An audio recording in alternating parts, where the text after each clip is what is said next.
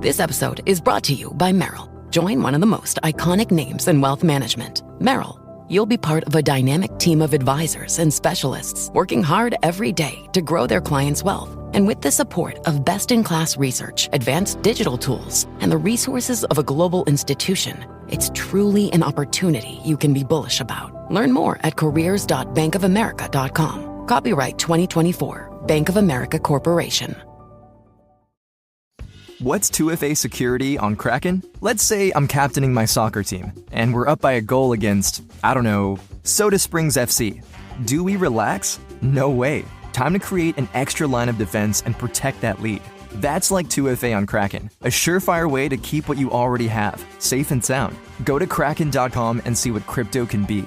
Not investment advice. Crypto trading involves risk of loss. Cryptocurrency services are provided to U.S. and U.S. territory customers by Payward Interactive Inc., PWI DBA Kraken. View PWI's disclosures at kraken.com/legal/disclosures.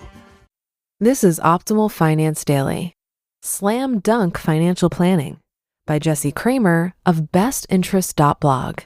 And I'm your host and personal finance enthusiast, Diana Merriam. We're going to jump right into today's post to start the week as we optimize your life.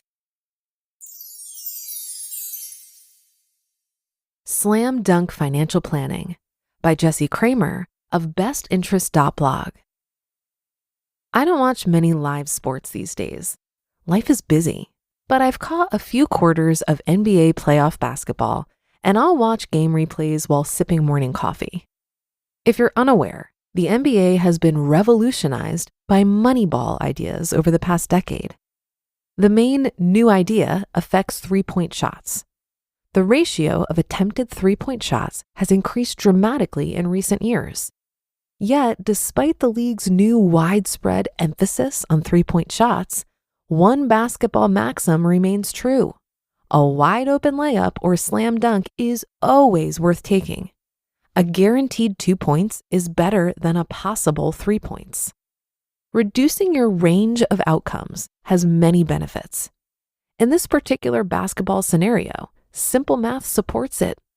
99% of 2 points, a near guaranteed dunk, is better than approximately 40% of 3 points, the approximate make percentage of three-point shots. There are ancillary benefits too. A reduced range of outcomes is simply more dependable and thus easier to plan for. Smart financial planning reduces the range of outcomes in your life, specifically by decreasing the odds of financial failure. The more I study successful financial plans, the more true this idea becomes. A good financial plan will identify possible failure mechanisms, such as risks, and abate them, provide options for short and long-term flexibility, that is, ways to go around future obstacles, and increase the probability that you reach your unique goals, even if decreasing the odds that you die filthy rich. Devil's advocate. What I don't mean. I think the devil's advocate would hear those words and say, Jesse, just buy a 30-year bond, guaranteed 4.6% rate. There's your outcome, no variance to it whatsoever. Or perhaps worse, Jesse, buy an indexed life annuity. Wait 10 years, then start collecting your guaranteed 4% annual returns for life. No variance. It's true. Both investment ideas have a singular range of outcomes, and I just touted that as a good thing. But to be clear, I believe those specific outcomes are pretty bad. Long-duration bonds expose us to a terrible amount of inflation risk. Annuities are almost always a complete racket. I'm not seeking guarantees at any cost. I want to be very wary of the costs. Some examples. What exactly do I mean? Life insurance protects against catastrophic failure mechanisms, that you die and leave your family's finances in a lurch. I want to eradicate that outcome, blow it off the map. While whole life insurance and similar ideas are frequently atrocious products.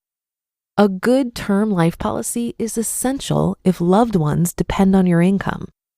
A diversified portfolio is another way to narrow the range of potential outcomes. It will always underperform some of its constituent parts, and always outperform others. An equal weighted portfolio of all the asset classes never wins, but it never loses. It does reduce the range of outcomes, providing a reliable level of investment returns. It provides an expectation, a foundation from which you can build a sturdy financial plan. But Jesse, stocks outperform bonds over the long run. Yes, it's true. On average, stocks do outperform bonds. But an important adage in financial planning is to never forget the 6-foot-tall person who drowned crossing the stream that was 5 feet deep on average. Or put it another way, a long-term average can gloss over nasty short-term blips. However, the short-term volatility of stocks can cause our human wiring to short circuit. When applied to portfolio management, that simple human fallacy is one of Danny Kahneman's most prolific ideas. Another way to reduce your range of outcomes is to give yourself more time. Perhaps my favorite Jack Bogle quote is that reversion to the mean is the iron law of investing. The only way to experience that reversion to the mean is to buy and hold a stable allocation of assets for a long period of time. We've seen 10-year periods where the S&P has returned more than 20% per year. We've also seen 10-year periods of decidedly negative S&P returns. That's a wide range of outcomes. But over 30-year periods, we see an amazing reversion to the mean. Everything ends up in the 5 to 8% range. Simply put, time allows us to reduce our range of outcomes. Personally, I think humility and contentedness are beneficial too. A good retirement plan would lead a retiree to say, there's a 60% chance I live the exact lifestyle I want in retirement. There's a 30% chance my lifestyle is slightly better than I expected. There's a 10% chance my lifestyle is slightly worse than I expected. But no matter what, all 3 scenarios are acceptable to me, so there's a 100% chance I'll enjoy life throughout my retirement. That's a reasonable range of outcomes. It takes humility and contentedness to accept that. Imagine I took the previous scenario and poured some gas on the portfolio, such that the retiree said, there's a 60% chance I live the exact lifestyle I want in retirement. There's a 30% chance my lifestyle is way better than I expected. And there's a 10% chance my lifestyle is way worse than I expected. Would you pursue way better at the risk of way worse? Do you need to take that risk? To each their own, but I posit, no way, Jose. I don't want to intentionally widen my range of outcomes in any way. Why risk a lifestyle that is perfectly tolerable for one that is intolerable? As Uncle Warren says about taking unnecessary risk, why risk having something you have and need for something you don't have and don't need? If you can build a reasonable expectation of long-term returns that is a narrow range of investment outcomes, you can design a specific future state. You can plan to spend, save, gift, grow, etc. in a precise way. That sounds pretty good to me. Flexibility helps too. Retirement rules like the 4% rule improve immensely if used flexibly. Specifically, I mean if the retiree in question is willing to decrease their spending in down markets. A little bit of retirement flexibility opens up doors to spending more overall. Starting early is another key to reducing your range of outcomes. Simply put, it's harder to fail when you and your dollars are working for a longer period of time. Getting your ducks in a row at age 32 is infinitely better than age 62. Buzzer beater. I want your personal finances to be high scoring, don't get me wrong. But I don't want stomach churning uncertainty. I want dependability. I want an easy slam dunk. You just listened to the post titled Slam Dunk Financial Planning by Jesse Cramer of bestinterest.blog, and I'll be right back with my commentary. Buy low, sell high. It's easy to say, hard to do. For example, high interest rates are crushing the real estate market right now. Demand is dropping and prices are falling, even for many of the best assets. It's no wonder the F.I.R.E flagship fund plans to go on a buying spree, expanding its billion-dollar real estate portfolio over the next few months.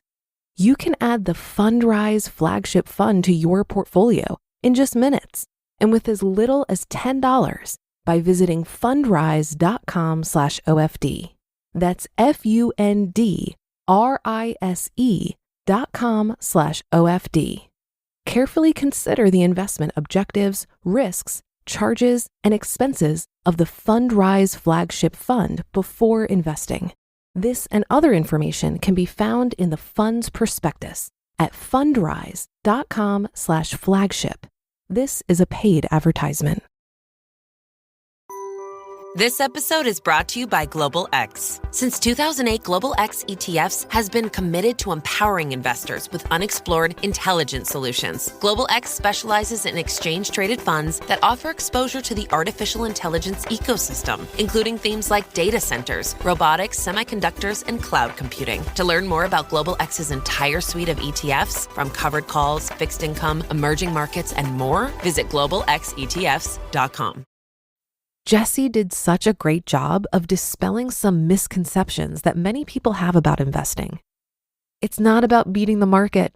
It isn't complicated. You aren't going to lose all of your money, and it's not as risky as that whole life insurance salesperson would lead you to believe. But investing in the stock market does tend to bring on emotions of fear and greed. We're afraid it's too risky, or our greed causes us to take on unnecessary risk in an effort to beat the market. If you take this simple approach of matching the market versus trying to beat it, you buy all the stocks through index funds versus picking stocks, and you focus on the long term versus gambling with a get-rich-quick strategy, you are pretty much guaranteed to win with investing in the stock market. I love the quote in today's article from Warren Buffett, who said, "Why risk something you have and need for something you don't have and don't need?" It reminds me of what my friend Frank Vasquez over on the Risk Parity Radio podcast says about financial goals. He says that when you win the game of money, meaning when you reach financial independence and have enough money to stop working, there is little utility in continuing to play the game. Greed is a tricky emotion, and our societal conditioning tells us that more is always better. However, I've come to realize that enough money is actually better than more money because it allows you to put the entire pursuit to rest and focus on what really matters in life. And that's a wrap for another Monday show. Have a great rest of your day and start to your week. And I'll be back tomorrow as usual, where your optimal life awaits.